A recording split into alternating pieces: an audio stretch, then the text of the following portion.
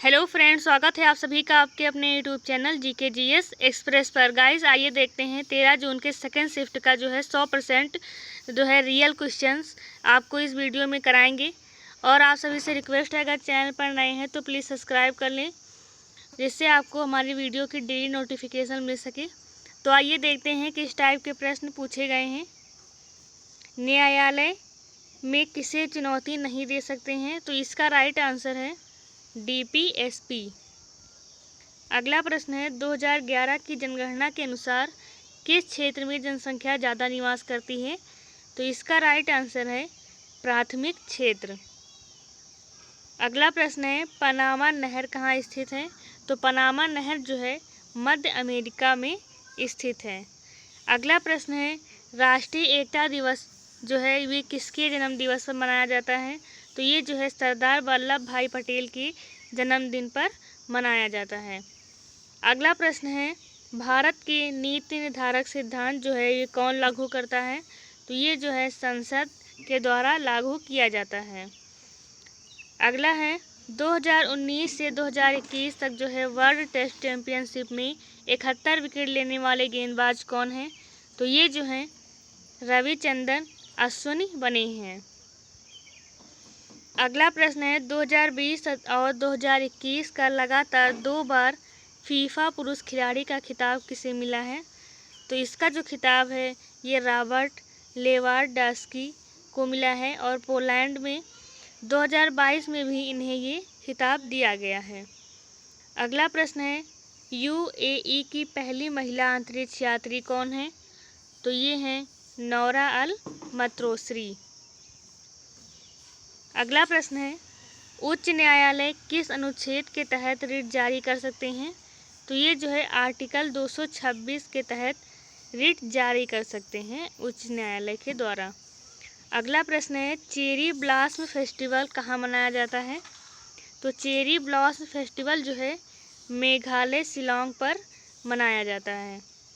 अगला प्रश्न है गंगा ब्रह्मपुत्र क्षेत्र के पास कौन सा बंदरगाह है, तो गंगा ब्रह्मपुत्र क्षेत्र के पास जो है कोलकाता पोर्ट ये जो है बंदरगाह है।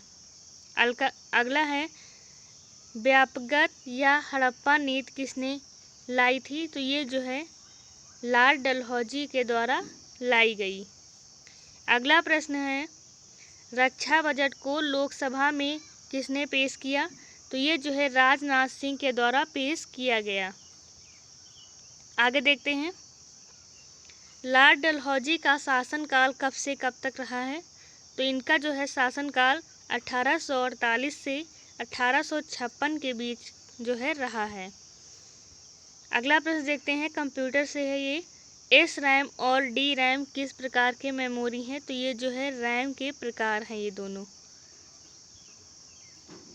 अगला प्रश्न आया था सबसे बड़ा स्लम एरिया कौन सा है, यानी कि गंदा क्षेत्र जो है सबसे बड़ा कौन सा है, तो ये है धारावी जो है ये मुंबई का एक क्षेत्र है जो सबसे बड़ा स्लम एरिया है। अगला प्रश्न है राष्ट्रपति को शपथ किस अनुच्छेद के तहत दिलाई जाती है, तो इन्हें जो है अनुच्छेद 60 के तहत शपथ दिलाई जाती है। नीति निर्देशक तत्व किस देश से लिया गया है, ये जो है आयरलैंड से लिया गया है। अगला प्रश्न पूछा गया था मध्य प्रदेश में झूम की खेती को क्या कहा जाता है, तो इसे जो है बेवर या दहिया के नाम से जानते हैं। अगला प्रश्न पूछा गया था 2021 में रक्षा उत्पादन सचिव किसे नियुक्त किया गया, तो ये जो है डॉक्टर अजय कुमार को नियुक्त किया गया था। जो है करंट अफेयर के जो है क्वेश्चन अधिक देखने को मिलेंगे आपको। अगला प्रश्न देखते हैं निम्न में से कौन एसआई यूनिट नहीं है, तो इसमें जो है आपको ऑप्शन दिए होंगे 4, उसमें अगर जो कैलोरी नाम जो ऑप्शन था तो इस पर आप लोग टिक करेंगे, क्योंकि कैलोरी जो है एक एसआई यूनिट नहीं है। अगला है किस कोशिकांग को आत्महत्या की शैली कहा जाता है, तो ये जो है लाइसोसोम ये जो कोशिकांग है इसे आत्महत्या की थैली भी कहते हैं। अगला प्रश्न आया था कालिदास का उपन्यास में मेघदूत किस भाषा में लिखा गया है, तो ये जो है इनका कालिदास का उपन्यास मेघदूत संस्कृत भाषा में लिखा हुआ है। अगला प्रश्न है ये भी करंट अफेयर से है हैप्पीनेस इंडेक्स में 2021 में कौन सा देश शीर्ष पर रहा है? तो ये है फिनलैंड। हैप्पीनेस इंडेक्स में फिनलैंड जो है शीर्ष पर रहा है। अगला है 1948 से 1956 तक ऑल इंडिया में सितार वादक के रूप में कौन कार्य किया है? तो ये आपको सभी को पता होगा, सितार जैसे ही वर्ड आएगा आप लोग समझ जाएंगे कि पंडित रविशंकर। ये क्वेश्चन जो है कई बार घुमा फिरा के पूछा गया है। अगला है एजेंडा 21 में 21 का मतलब क्या है? तो इसका मतलब है 21 सेंचुरी। एजेंडा 21 में जो 21 है इसका मतलब क्या है? 21 सेंचुरी, 21वीं शताब्दी से। अगला है पाइका विद्रोह किस राज्य में हुआ है? तो ये जो है उड़ीसा राज्य में हुआ है।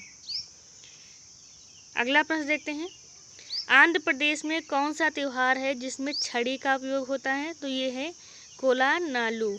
ये कौन सा है? कोलानालू। अगला प्रश्न है NaCl का जो है अणुभार कितना है? तो जो ये सोडियम क्लोराइड का अणुभार है 58.44 जो है इसका अणुभार है। कोणार्क का सूर्य मंदिर किस नाम से जाना जाता है? ये जो है ब्लैक पैगोडा के नाम से जाना जाता है। ये फुल फॉर्म आया था, SJSRY का फुल फॉर्म पूछा गया था। तो इसका फुल फॉर्म है स्वर्ण जयंती शहरी रोजगार योजना। स्वर्ण जयंती शहरी रोजगार योजना इसका फुल फॉर्म है। अगला प्रश्न है राइट ऑफ एजुकेशन में कितने वर्ष तक के बच्चों को रखा गया है? तो इसमें जो है 6 से 14 वर्ष तक के बच्चों को रखा गया है।